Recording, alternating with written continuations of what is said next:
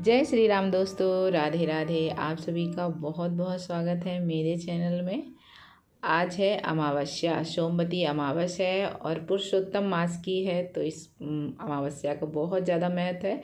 वैसे मैं हर सोमवती अमावस्या को परिक्रमा लगाती हूँ और तुलसी जी की पूजा करती हूँ जो सोमवती अमावस्या पड़ती है।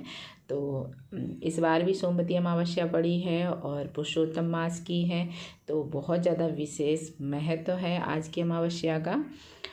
इसमें मतलब सब शनि भगवान के लिए भी है, शंकर भगवान के लिए भी है, हनुमान जी के लिए भी है और सरस्वती माता के लिए हैं, तुलसी मैया के लिए हैं। तो इसका बहुत ज़्यादा महत्व है। तो मैंने सोचा चलो मैं भी अपनी पूजा करने जा ही रही थी, अभी मॉर्निंग है तो मैं सुबह जो नॉर्मल पूजा करती हूँ, जो मेरी डेली की पूजा है, उसके मैंने भगवान जी के बर्तन साफ़ कर लिए हैं और मेरी पड़ोस वाली दीदी हैं वो फूल दे के जाती हैं। तो मैंने कुछ फूल ले लिए हैं नीचे पूजा करने के लिए और कुछ मैं ले जाऊंगी ऊपर, जो हमारे घर का मंदिर है। तो हमारे घर का मंदिर छत में बना हुआ है, तो वहाँ मैं लेके जाऊंगी और अपनी पूजा करूंगी। पहले मैं अपनी जो मेरी डेली की पूजा है वो वाली पूजा करके आऊँगी, उसके बाद फिर मैं अमावस्या वाली पूजा करूँगी। तो मैंने अपनी जो मेरी पूजा पाठ है सुबह वाली वो मैंने कर दी है। उसके बाद मैंने कंडी जला के रखी है और एक प्लेट लगा ली है तुलसी मैया की पूजा करने के लिए, जिससे मैं तुलसी जी की पूजा करूँगी। तो इसमें मतलब मैं जितने बार भी अभी तक पूजा की हूँ तो साड़ी पहन के ही करती थी। और अभी तक मैंने तुलसी जी की पूजा, वैसे जो सोमवती अमावस्या है उस दिन सारा श्रृंगार करते हैं, आलता वगैरह लगा के उसके बाद ही पूजा की जाती है। तो गर्मी ज़्यादा इसलिए मन नहीं किया है सूट चेंज करने का कि साड़ी पहन लूँ। और ये भी वैसे भी लाल कलर की साड़ी पहनना था, तो मैंने सोचा लाल सूट है, इसमें तो सारे कलर हैं और आज की जो पूजा है वो सारे कलर पहन के ही पूजा करने का मतलब बताए हैं यूट्यूब में, तो मैंने देखा था। वैसे इतनी जानकारी तो नहीं थी, बस मैं इतना करती थी कि तुलसी जी की परिक्रमा ज़रूर 108 करती हूँ जब सोमवती अमावस्या पड़ती है। लेकिन आज का कुछ मतलब ज़्यादा महत्व बता रहे थे यूट्यूब में, तो फिर मैंने सोचा जितना हो पाएगा उतना करूँगी, बाकी मैं जो अपनी नॉर्मल पूजा करती हूँ उसी तरीके से करूँगी।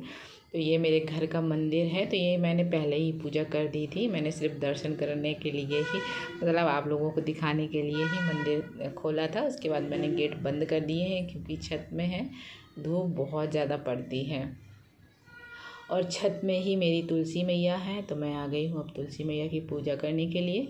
और रात में बारिश हुई थी तो छत में पानी भरा हुआ है। अभी छत का जो ऊपर फ्लोरिंग है वो नहीं हुआ है, इसलिए कहीं कहीं गड्ढे हैं तो पानी भर जाता है।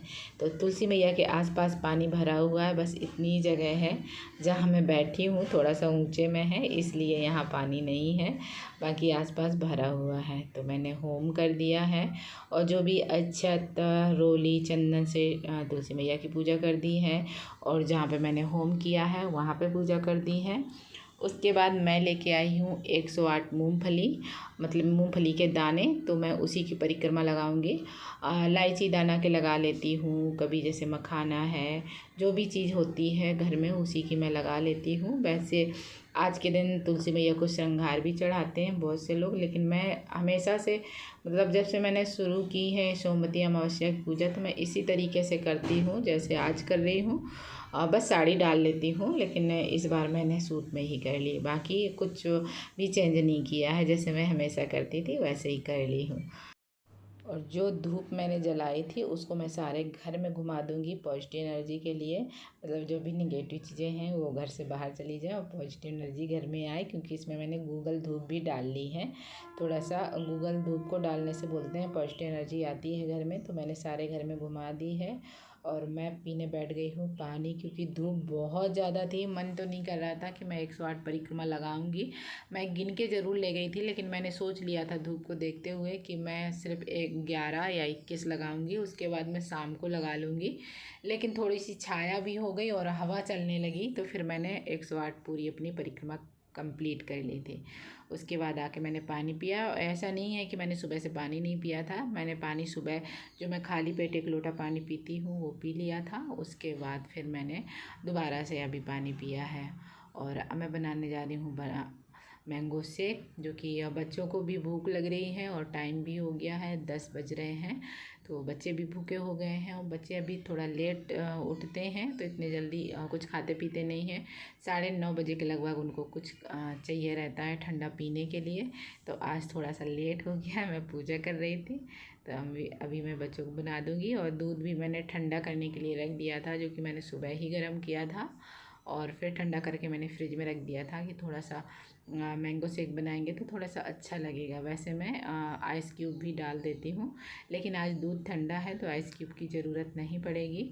ज़्यादा कुछ मैं नहीं डालती हूँ। एक आम रखा था तो उसको मतलब छील लिया है, कट कर लिया है और इसको पीस लूँगी। और मीठे के लिए मैं चीनी डाल देती हूँ, और जैसे ज़्यादा मीठा होता है तो कम चीनी डालती हूँ, लेकिन ये कलमी आम है तो इतना मीठा नहीं है, इसलिए मैंने थोड़ी सी ज़्यादा चीनी डाली है। और ये दूध मैंने निकाल लिया था फ्रिज से।